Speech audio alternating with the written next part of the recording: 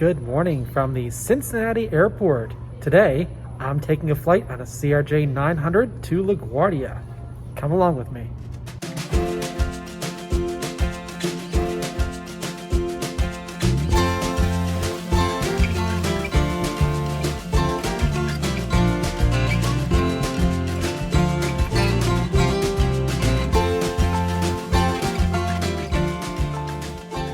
The wind this morning in New York City is coming out of the south. I'm expecting to land on runway 22 with a right turn onto the final approach course. Now, I'm seated on the left-hand side of the airplane. Unfortunately, all the seats on the right-hand side of the airplane are taken. However, I've not provided a video to you what the view is like on the left-hand side of the airplane, so I'm going to keep that seat and we're going to fly into LaGuardia while I'm seated on the left-hand side. While in the Delta Sky Club, I used my laptop to check the weather. Specifically, the wind in New York City today, which is coming from 180 degrees or due south, which makes runway 22 the ideal landing runway and runway 13 the ideal departure runway. Remember that planes land and depart into a headwind. With runway 13 departures taking off to the east, arrivals to runway 22 from the south will pass by LaGuardia Airport to the west. In the meantime, I'm going to enjoy a complimentary Sky Club breakfast. Have you been to this Sky Club? Let me know in the comments below. This space is huge. Delta used to have a hub here, so I think that explains its grand size. My flight is about to board, so let's go into the terminal with its giant dinosaur exhibits over to gate Bravo 9, where my 14-year-old CRJ 900 awaits me. Today's flight is operated by Endeavor Air, and the crew is Cincinnati-based. Before I get on this plane, I've got a question for you. Are you a subscriber to my channel? If not, you're missing out on getting alerts when I post videos like this. Highly detailed, unique perspectives on aviation is what this channel is all about, so I invite you to click on the subscribe button below. Let's head on over to LaGuardia. It was a rainy morning in Cincinnati, but with the covered jetway, I kept dry. But I was handed something wet, a sanitizing wipe, as this is a pandemic times flight. I quickly made my way over to seat 3A in the first class cabin. It was really hard to see outside with the rain on the window, but the weather forecast shows better conditions for the landing at LaGuardia later this morning. Boarding was quick, and inside the plane, final arrangements are being made for takeoff, so let's leave the gate and head on over to the 10,000-foot long runway 18 left for takeoff. Runway 18 left has a heading of 186 degrees, which is to the south, so we'll have to make some turns to head over to the east to get to LaGuardia.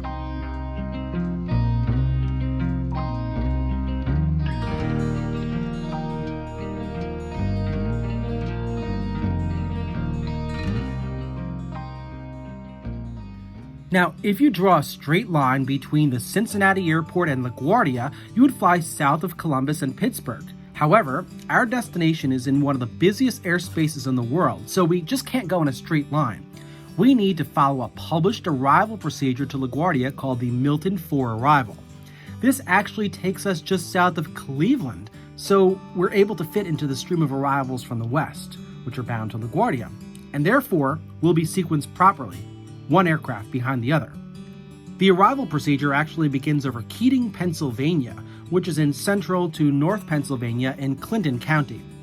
All of the turns that we make during this flight are crafted to bring us to Keating, and at that point, we'll follow the arrival procedure. After Keating, we descend and follow the published arrival procedure, which takes us over Milton, Pennsylvania, and then Allentown, Pennsylvania, which we cross at around 10,000 feet. There really was not too much to see due to the clouds, but things should get better as we approach the New York City area. As the high altitude center controller hands us over to the New York approach controller in Long Island, we then fly over the state of New Jersey. Here, we're passing by Round Valley Reservoir in Clinton Township. This reservoir was formed in 1960. We soon receive clearance to descend to 7,000 feet as we fly toward a point around the southern area of Staten Island. All arrivals in this procedure fly to this area as they're met with arrivals from the south at this point. The goal for the approach controller is to create a single stream of arrivals to pass by the west of LaGuardia and then turn back to the right to land on runway 22. Today we'll pass on the west side of LaGuardia because runway 13 is being used for departures, and the departures utilize the airspace to the east of LaGuardia. Remember, as I mentioned at the beginning of this video, the wind is coming from due south, and runway 13 departures have a heading of 135 degrees, and runway 22 arrivals will have a heading of 225 degrees. They both have headwinds. The headwind is about 45 degrees off center for both arrivals and departures today.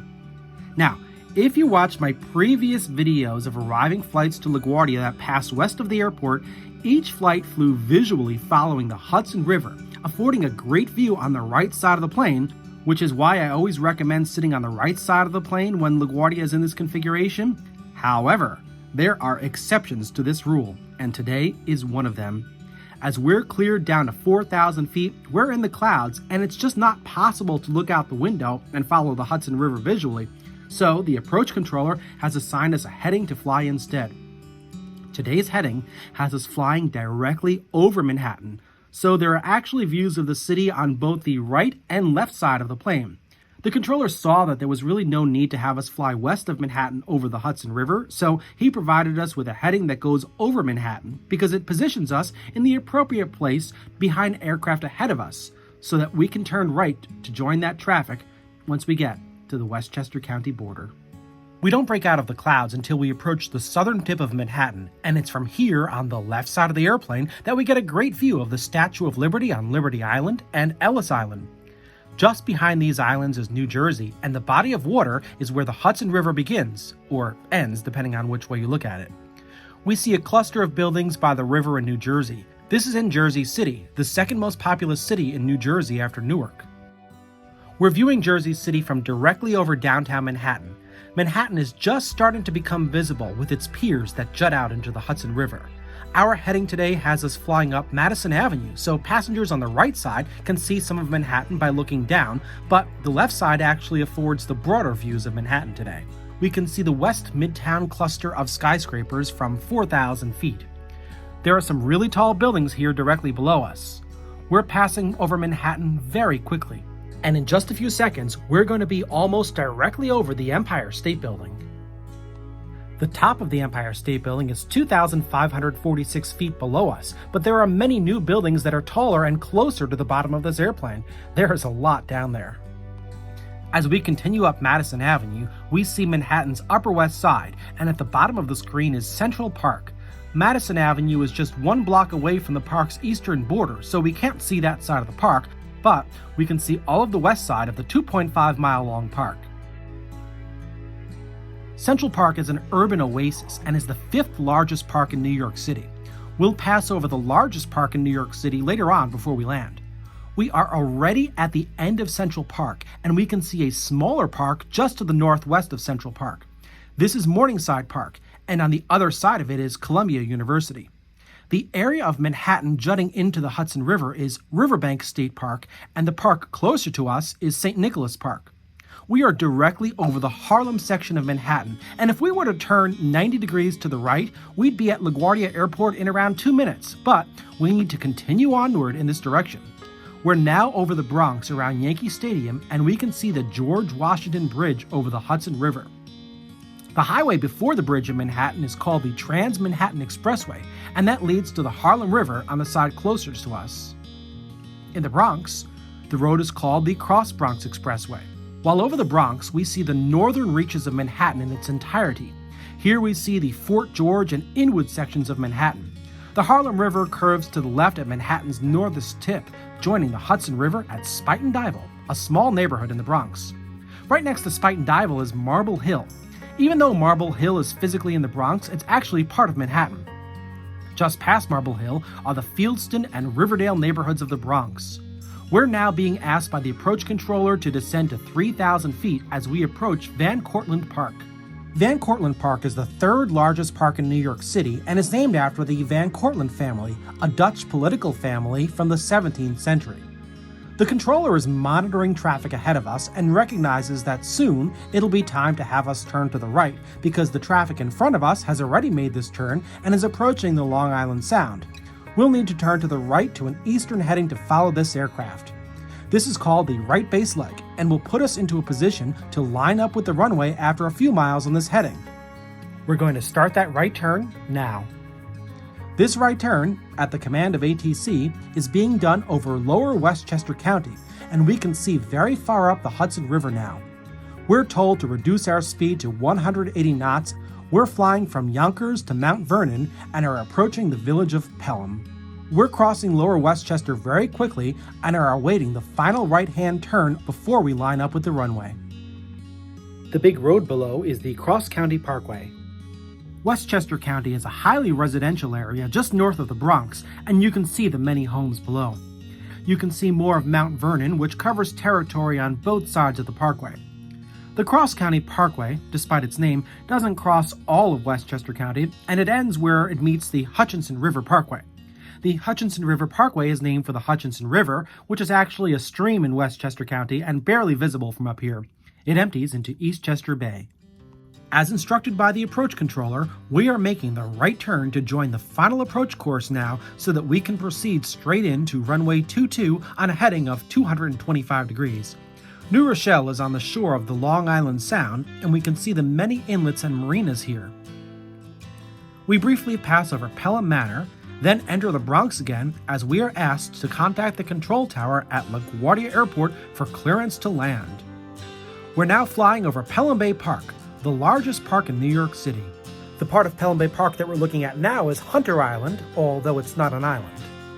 In Pelham Bay Park is Orchard Beach, a public beach in a semicircle shape with a length of around 1 mile.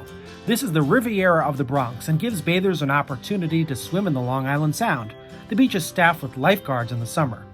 From here you can see Hart Island, New York City's burial ground for the unknown, High Island, home to a radio antenna for New York City radio stations, and City Island, the Bronx's nautical fishing village, which is home to many restaurants and marinas. Closest to us now is Rodman's Neck, a peninsula that the NYPD uses as a firing range. We are over the mouth of the Hudson River, where it opens into Eastchester Bay, and are approaching the Country Club neighborhood of the Bronx. At the marina that you see below, there's a small seaplane base with an identifier of 6 November 6, just 4.4 miles northeast of LaGuardia. Can you spot the small plane in the dry dock area of the marina? As we continue towards runway 22, we have a great view of Eastchester Bay, which opens up to Long Island Sound, technically making the bay a sound itself. We're now approaching the Throgs Neck neighborhood of the Bronx. This area is on the northern side of the Throgs Neck Bridge, which you can see in the distance. Beyond the Throgs Neck Bridge, we get our first glimpse of Queens, the borough of our destination airport. Queens is located on Long Island, the island that we've been seeing in the distance since we turned over New Rochelle. We're almost there, but we need to fly first over St. Raymond's Cemetery, one of the country's busiest cemeteries. The water that you see to the right of the Throgs Neck Bridge is the East River, which continues on to lower Manhattan. We are flying over the Hudson River Parkway, which is the approach to the Whitestone Bridge. The Whitestone Bridge, unlike the Throgs Neck Bridge, is named for the Queens neighborhood of Whitestone. From there, we'll fly over the mouth of Westchester Creek, which heads 2 miles north into the Bronx. The park at the base of the Whitestone Bridge is called Ferry Point Park. The airspace by the bridge is used for aircraft that departed on runway 13 for their initial climb out, which is why we pass by LaGuardia Airport to the west over Manhattan when coming from the south. Just before leaving the Bronx, we catch a quick glimpse of the Soundview Ferry Dock, which is the Bronx terminus of the New York City Ferry, bringing passengers to Manhattan.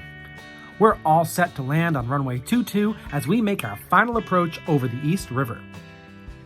The land that we see on the other side of the river is the College Point neighborhood of Queens. College Point is named for St. Paul's College, which closed way back in 1835, but the name College stuck to this day.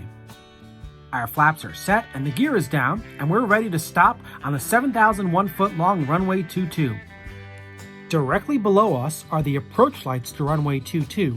The approach lights are on a pier over the water, and they extend all the way down to the beginning of the runway. The body of water that we see here at our low altitude is Flushing Bay. Our touchdown is on the runway 22 pier, which is over the water, but as soon as we cross the intersection of runway 13, the departure runway, we're over solid land. As we slow down, the control tower issues takeoff clearance for a flight on runway 13, which will depart into LaGuardia's eastern airspace, remaining clear of Manhattan, where we just were a few minutes ago. We're instructed by the tower to take taxiway Charlie to the left to clear the runway so that the aircraft behind us can land. We can then contact the ground controller for instructions on which taxiways to take to get to Terminal C today. Terminal C is on the east side of the airport, and the ground controller tells us to join taxiway Bravo, then take taxiways Echo and Alpha to the ramp. We'll be parking at a remote stand today, right next to a new concourse that is under construction. This is a temporary area and used for regional jets for now.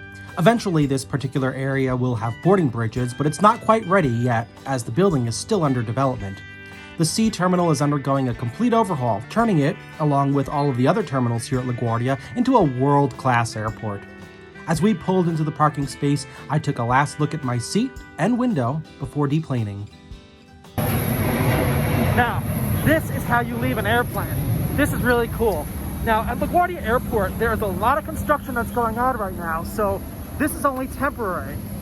I'll admit I actually loved deplaning this way and being in the open air with the planes. It's great to be able to walk outdoors on the ramp. I'll cherish this moment as it won't be for much longer, but I'm really excited about what the new terminal is going to look like. In the meantime, I'm headed inside so I can exit the terminal. Well, that was a great approach to LaGuardia today. I'm now on my way to baggage claim. I really enjoyed the fact that New York Approach Control gave us radar vectors to fly directly over Manhattan today. You don't see that very often. I really hope you enjoyed this video. Don't forget to subscribe to my channel, and if you're already a subscriber, thank you so much. I really appreciate your patronage. Thanks so much, everybody, and stay tuned for more videos.